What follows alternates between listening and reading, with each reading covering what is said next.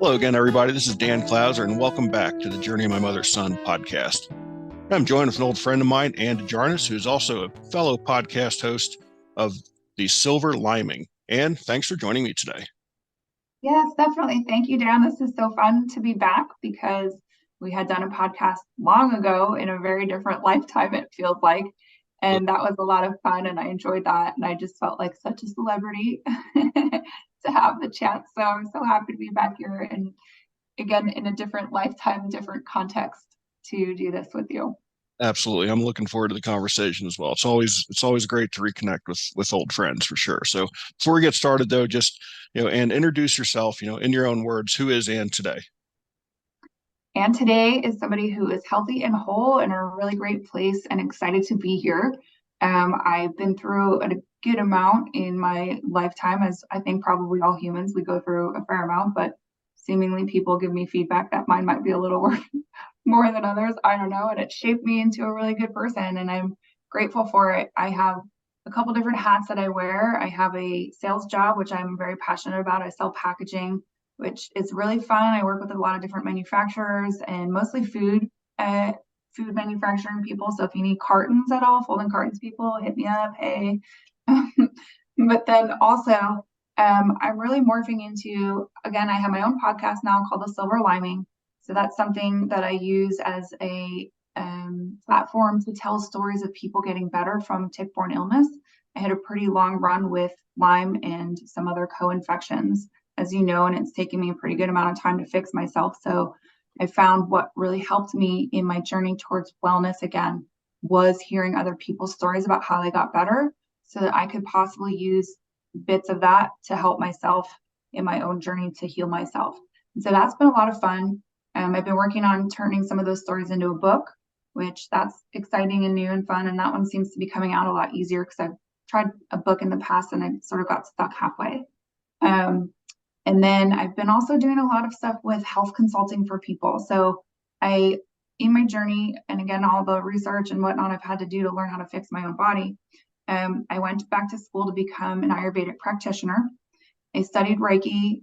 I've also become certified in theta healing and then chirology. And so all of these things are in and of themselves great arts, but they lend well to each other. So what I've been having a lot of fun doing with people lately is I do a palm reading, which is what chirology is. But again, it's not for me to say to you like, oh, you're gonna have 5 kids, you're gonna get married here, you're gonna win the lottery. Like, it's not any kind of reading like that. What I can actually see in people's hands is more of how they relate to the world. You can see some past trauma or different issues that have gone on in that person's life, or again, just to give them a greater understanding of who they are. For example, one of my fingerprints is a composite print, and it looks like a yin yang. And each finger correlates to a different area of self. And depending on which finger that print would be on, would be indicative of really what area that's going to affect your life. But the yin yang sign lets me look at things from both sides, but it can be somewhat paralyzing because I then have an inability to make a choice because I see things from every angle. And so for someone like me, if I get to maybe 80% certainty on a decision, then I can go ahead and just know I'm probably never going to get to 100% because that's just how I'm wired. And so by giving people information and insight like that into self, it's just a little bit more freeing for them to know who they are. But again, through these sessions with people, generally what will happen is I can again see things and people will start talking to me and I can really get a better sense of who they are. And then I can make recommendations and suggestions on different ways that they could possibly change or some different insight or perspective. Because again, I've tried 50,000 different things to heal my body in the course of being successful at it. And I'm a great resource now. I'm like a walking encyclopedia for different things for people to be able to do, to try if they're feeling stuck or stagnant or they know like their health isn't quite where they want it to be. And many times I think for people with health, it's not just a physical issue, right? Like many times there's often an emotional correlation or some type of spiritual attachment to something that just needs to be loved and cleaned up a little bit more too. And so how do you really suss that out and get to the root cause of it? And I think one of my gifts is being able to help people figure that out. Yeah. So that's been a newer component of my life, but it's so fun and very rewarding. Very cool. Very cool. Mm-hmm. So, like you mentioned, I mean, you've had some, like you said, like all of us, we've had our own, trials and tribulations throughout life, which, get us to where we are today. But yeah, your journey is a little unique. Um, so talk a little bit about, your journey through, first of all, what it took to even get to a point where you knew what was affecting you, where you knew you had Lyme disease, because that in itself, I remember from just our past conversations, was quite frustrating. I guess is a kind of a good term for it, because Yes. all these things going on in your body, but nobody could tell you what was causing it. So, talk a little bit about that journey, and then we'll talk more about, what got you to the healing process and, where you are healthy today. Yeah. Thanks for asking more about that. And it's my story is not necessarily unique, right? Like, unfortunately, there's a lot of people in the Lyme space that have a story similar to this, but it took 7 years to get a diagnosis. Um, I had a set of symptoms that initially started, including fatigue. I had a very weird sensation in the left side of my face that almost felt like my face was melting off. I had stuttering issues because I just couldn't connect words in my head, so I couldn't really make them come out right. I couldn't remember people's names. Sometimes I'd be driving, I couldn't remember where I was going. And the fatigue was crippling, crippling fatigue. And so I started going to different doctors, trying to figure out what was going on with me. Potentially, I thought I had apnea, that runs in my family, so that seemed to make sense. Okay, I know I snore sometimes. Let's see if that's the choice that fits here.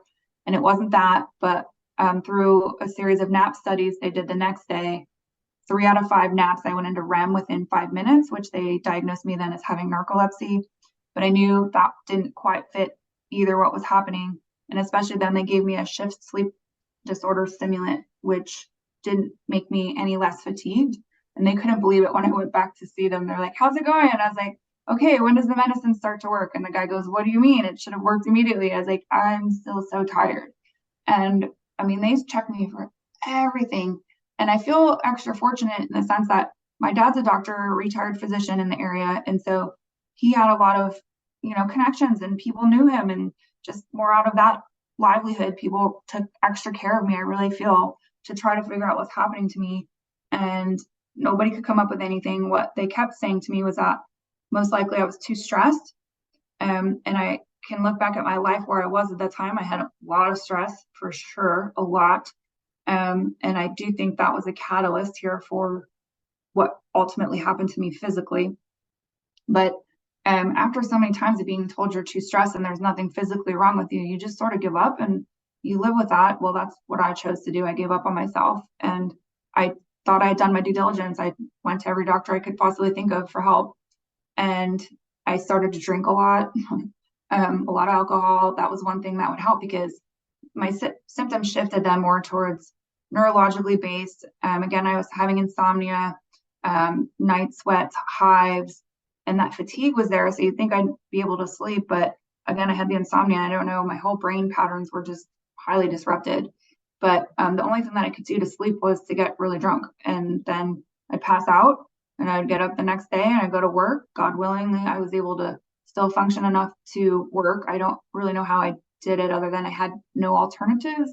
In my head, I had no other choice, like to go to work and to make money to pay my bills, because I can't file for disability. There's nothing wrong with me, like I have no other safety net, so I've got to go to work.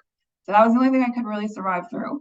The rest of life was just a lot of crying, a lot of OCD, and many times just staying by myself, like being more of a hermit, because I was embarrassed socially when I try to talk to people and I'd stutter, or I couldn't remember their name or their kids' names or what we were even talking about in the middle of a conversation. That was awful.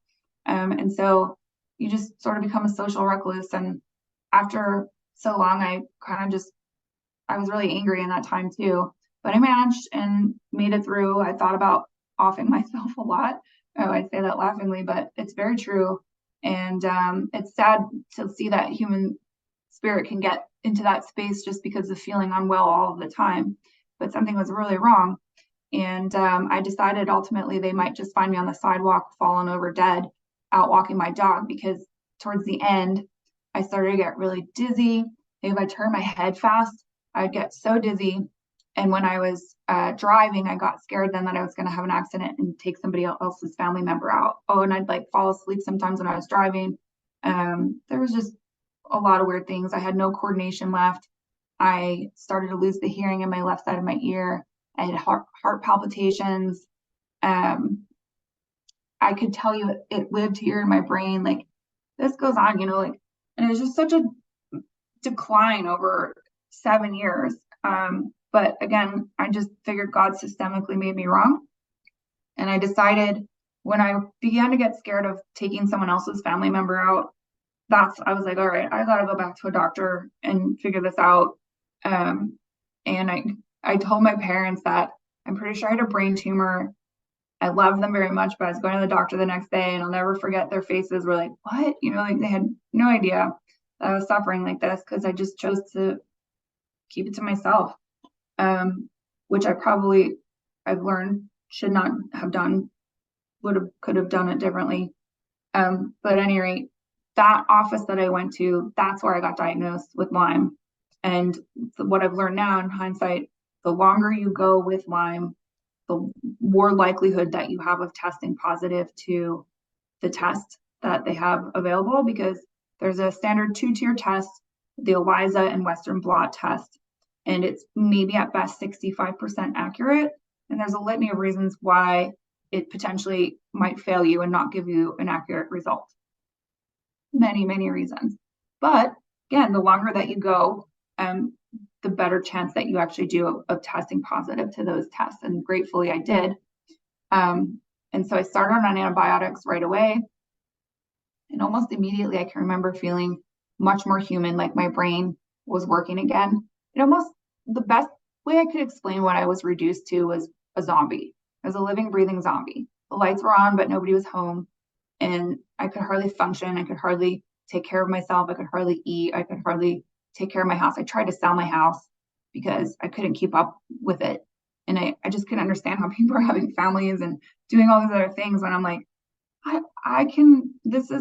life is so hard. I don't understand this. Like, I can't really even, again, function right. And so I was so grateful that I finally got a diagnosis and was able to start making changes in the right direction and begin to heal myself and get better. But again, it's not an easy road to get a diagnosis, unfortunately. And for your listeners, there's a lot of reasons why. Sometimes doctors don't believe that it could be in this area. And I can tell you, they found it on all 7 continents. It's been found everywhere. Ticks, that is. And so where there are ticks, there's unfortunately Lyme and co-infections. And it has spread so much with climate change and just how things have been shifting that way. The band of ticks has been increasing further, more steadily north and out west. It's not just a northeastern state problem any longer. And so 35% of people get a bullseye rash. That's another thing that doctors assume that you have to have the rash. That doesn't always happen. And, there's, unfortunately, if you really pull back the layers, you can see that there's some political stuff going on with it, a lot of stuff with insurance, and a lot of rabbit holes about where Lyme came from, how it came to be, and really what you need to qualify to be considered as a positive person with Lyme. Right. Now, it's been a couple of years since you went through that. Has any of that changed? Is it, are they testing for Lyme earlier nowadays, or is it still kind of the status quo? That's incredible. Still the same status quo. 6 years later from my diagnosis, actually pretty much almost to the day, 4 days ago, was the anniversary of getting my diagnosis and feeling like I'm not actually losing my mind anymore. So that was a big victory. But no, sadly, this still happens all the time, and it's still the same hokey pokey testing. Insurance still doesn't have any culpability really, especially in our state of Pennsylvania, which happens to be the highest rate of infection state for at least the last 11 years now. And so it was very costly to repair what happened to me. What I find when I'm doing my podcast, I interview other people who have gotten better, and it's a beautiful thing in a sense, but it's really wild because so many people that have gotten better now do something to give back. And there's a couple ladies that I've interviewed that have started nonprofits to raise funds to help offset the cost of treatment for people because it's ridiculously expensive. I had to get different jobs so that I could earn more to be able to afford to treat myself. And gratefully, again, God gave me a way to figure out how to do that. But it shouldn't have to be like that for people. People are losing their houses. People, again, don't qualify for disability, so they have no safety net to fall back on when they're not able to get up and get out of bed. And that's the state that Lyme can put you into. Literally, like, you go from being a very active, physically fit person to being bedbound in a wheelchair pretty much overnight. And that's kind of scary that there isn't a better plan or a better way to deal with this for people. There's so many people that are affected by it, and it's just wild to me to think that some doctors don't even believe in it. Like, I don't know. I struggle with that, and I think there's some fear. For a while, some doctors were losing their license for treating people with Lyme and going on a clinical diagnosis versus an actual CDC positive diagnosis. There's differing schools there, and also there's differing treatment thoughts and paths between, say, the Infectious Disease Society of America versus the International Lyme and Associated Disease Society of America. And so ILADS is going to treat things a lot differently than infectious disease. I've heard people tell me, I didn't have this experience myself, gratefully, but I never went to an infectious disease person.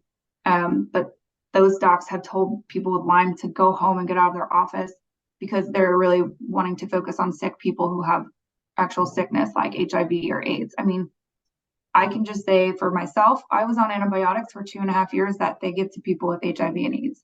So if I'm getting antibiotics like that, how is that not a comparable sickness? Like, I don't know. So, I mean, that's just really upsetting because it's an invisible illness. It's really hard to see in people, but it's there. And so definitely things need to get changed. We do our best. I'm part of a group called PA Lyme Resource Network. You can go to their website, palyme.org, and we do our best to help with legislation in our state to try to push things through. There's bills that go up every year to give doctors the choice and ability to treat people in fashion that they deem fit for that person, based more symptomologically versus, again, the standard 28 days of doxycycline and off you go, or 2 weeks, because that didn't fix me. And so then it also will give insurance a little bit more skin in the game. And I can remember when we went to Harrisburg, I don't know them, but people know who people are. So all the insurance people were in the back of the room watching what we were up to. And it's like, why are you here? What does it matter if we're pushing for this? You know, like, why? I mean, because they don't want to pay that much more money. I don't quite understand really why they would be so against this. It wasn't friendly fair that they were there, I can tell you that. But I don't know, I feel bad because there's a lot of humans stuck in the middle. There's a lot of people stuck suffering when we definitely have better technology. There are independent labs that are sensitive enough to do accurate testing. Something else that needs to change and misconception needs to be changed is that ticks only give you Lyme.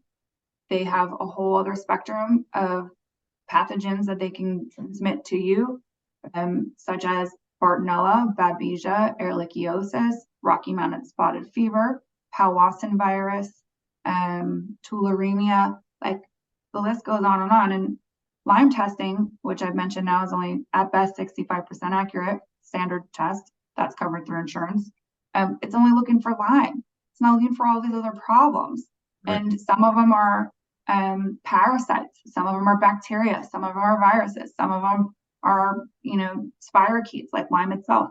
And so they all take a separate type of treatment to eradicate or to eliminate from the body. But that test is just setting people up for failure. So we can do better. We definitely can do better. The question really comes down to why aren't we doing better? And with a 400 to 500,000 people a year infected in the United States alone, it's going to come to a tipping point where we're going to have to do better.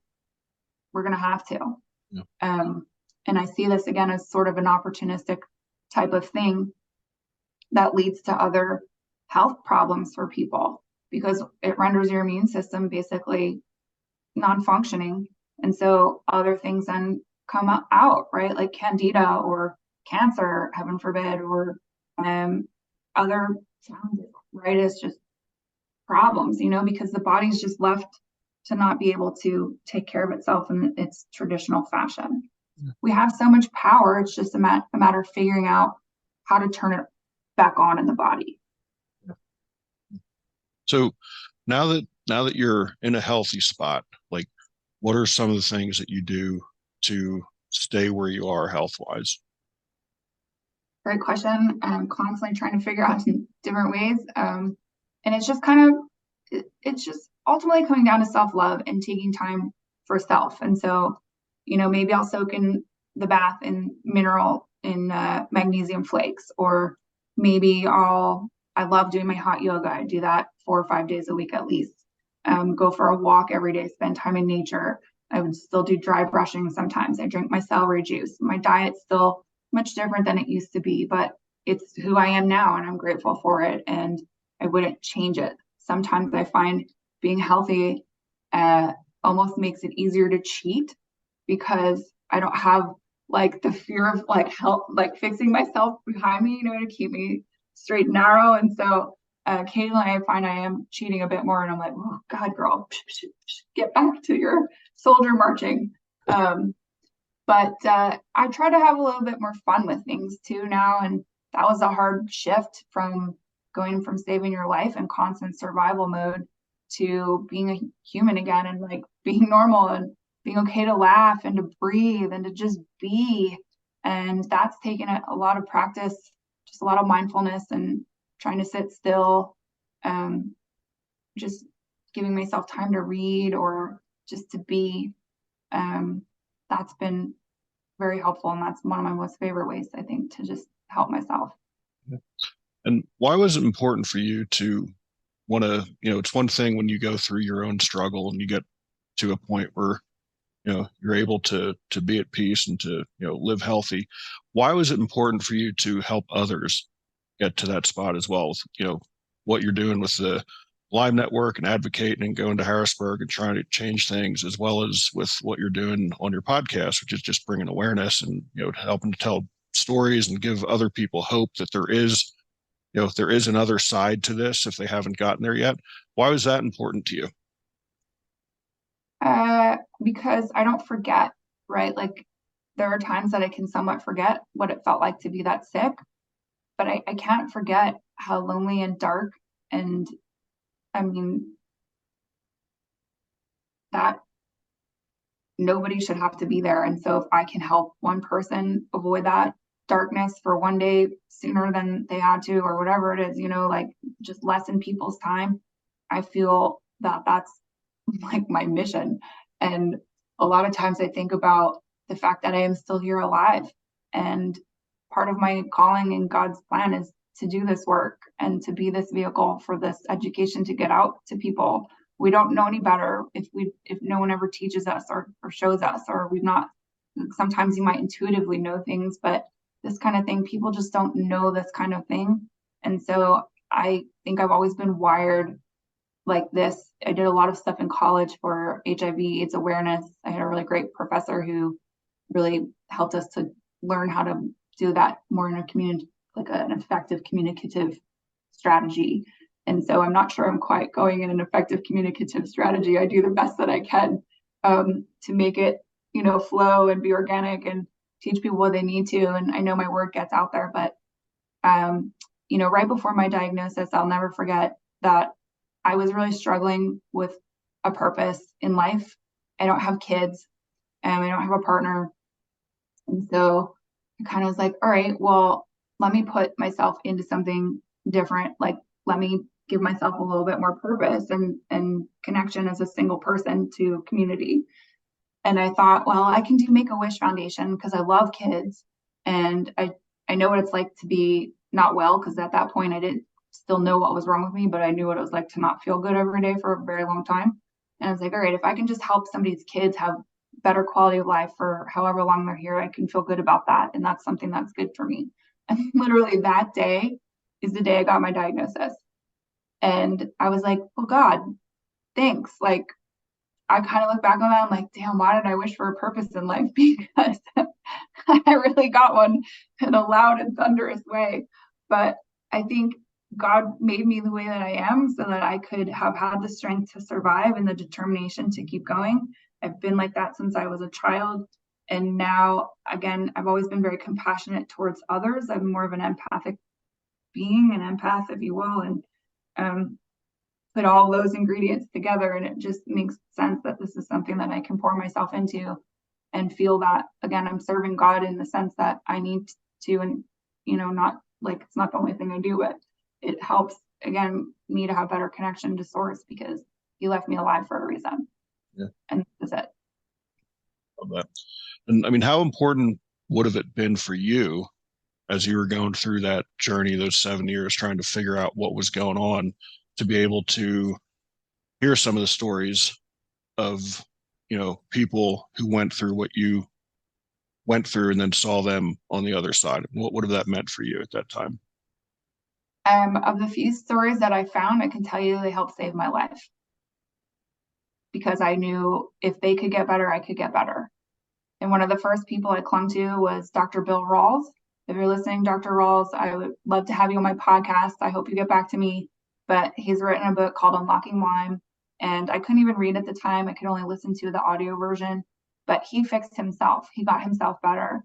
And I was like, okay, it's possible. I'm going to do that then.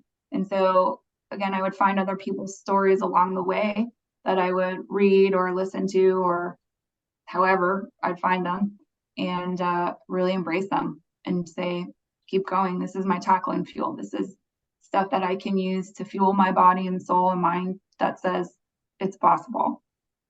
Yeah. And I'm sure that's some of your motivation today, to think of what it would have been like on that side now to be able to have those resources. I'm sure that's some of your motivation to just keep doing what you're doing and advocate even more. So that's incredible. So tell me a little bit about um, the podcast itself. So you talked a little bit about, it's, talking to others who've been through what you went through and telling those stories. Just tell me a little bit about, the process of wanting to get out there and, do a podcast. And, again, I know the back end, it's, people who are listening, they don't necessarily understand what all it takes to, to do the podcast and get it out there on the quote unquote airwaves. So what was it that made you want to undertake that?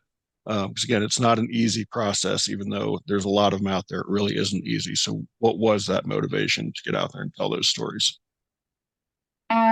So this has been what I've been thinking about for like 4 years, probably. I had the title. I really just kept thinking about it.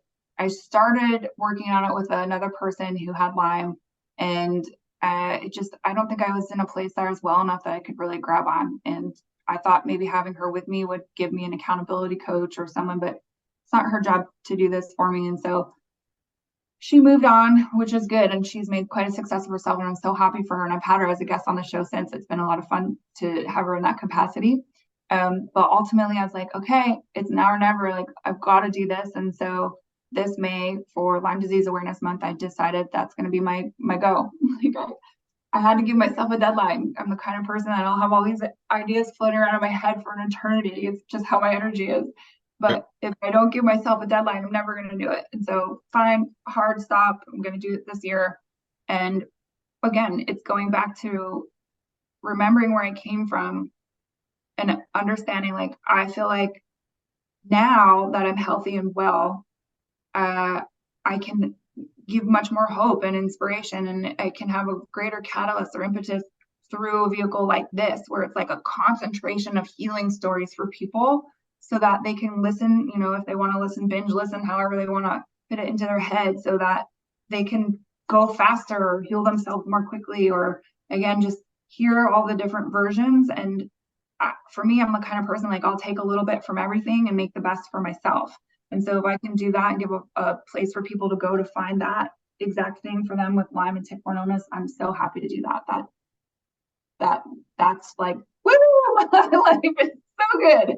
I am so happy with myself and proud of me for being able to give back in this capacity, because again, for me, this kind of thing meant the world. Like, it truly did help some days between life and death. Yeah. And let's talk a little bit about the book. What was the motivation behind that, and how close are you to publication? Where are we at in that process right now? So it's similar in that I just want to get another vehicle out there that's delivering hope to people. And so that's going to be the book. And I think what I'm going to do is just use the first 7 people that I've interviewed. 7 is kind of like a special number for me in many ways, but it took me 7 years for a diagnosis. It's 7 colors in the rainbow. And I just like each story of us is all different, but connected and united. And we all have very similar end paths of how we got ourselves better. And so that number just felt good to me. So I just want to tell 7 stories in the first book of people who have gotten better and a little bit more about it, because I've read quite a few books now that radical remission is one. What's the other one I'm thinking of?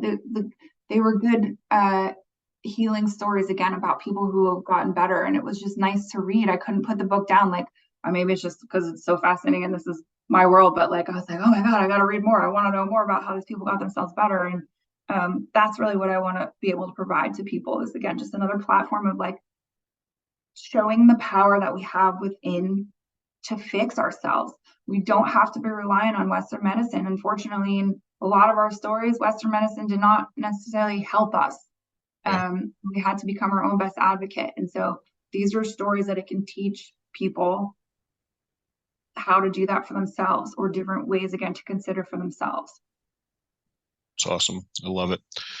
And we covered a lot of different spots here.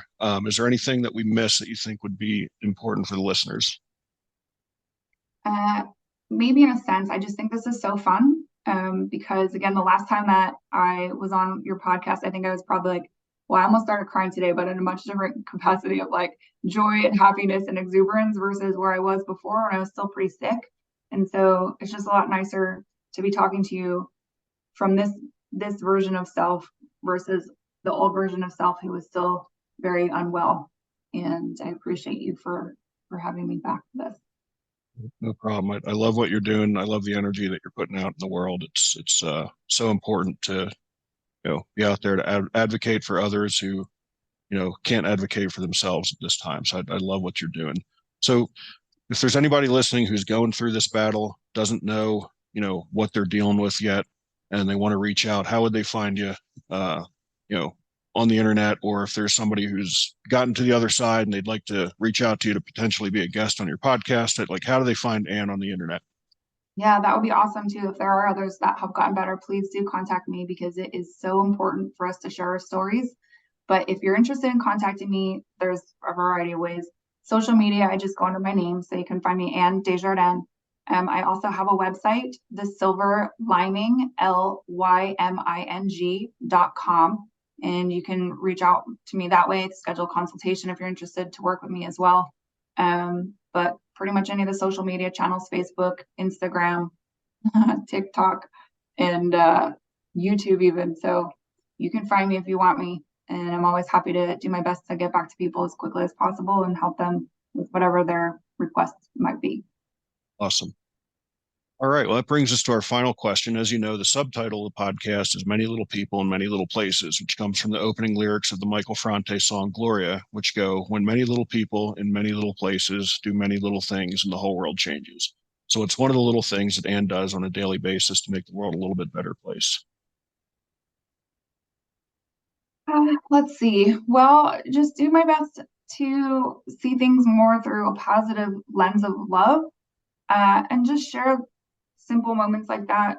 I try to post something nice and happy on Facebook, or to be the change that you want to see. I guess we can go back to good old Gandhi, and ultimately that's what it comes down to, is trying to spread love and that energy. Even sometimes I might have a challenging phone call with a customer and I'm love bombing them in my head, like I'm just shooting love at them. But simple practices of energy like that, of sending goodness out into the world rather than negative toxicity, I think really help to make a better impact in our space. Love it. I love it. And I love the conversation. I love what you're doing out there in the community. I wish you nothing but the best as you continue to move forward, and appreciate you taking time to be on the show. For those out there listening, be sure to check out my other podcasts and blogs at journeymymotherson.com. While you're there, pick up a copy of one of my books. And again, Ann, thank you so much for taking the time to be on the show today. My pleasure, Dan. Thank you for having me. Good luck with everything, and keep up your fun travels and all that you're doing with your writing and stuff too. It's very exciting to watch you. Absolutely. We're loving it. Good. Thank you. You bet.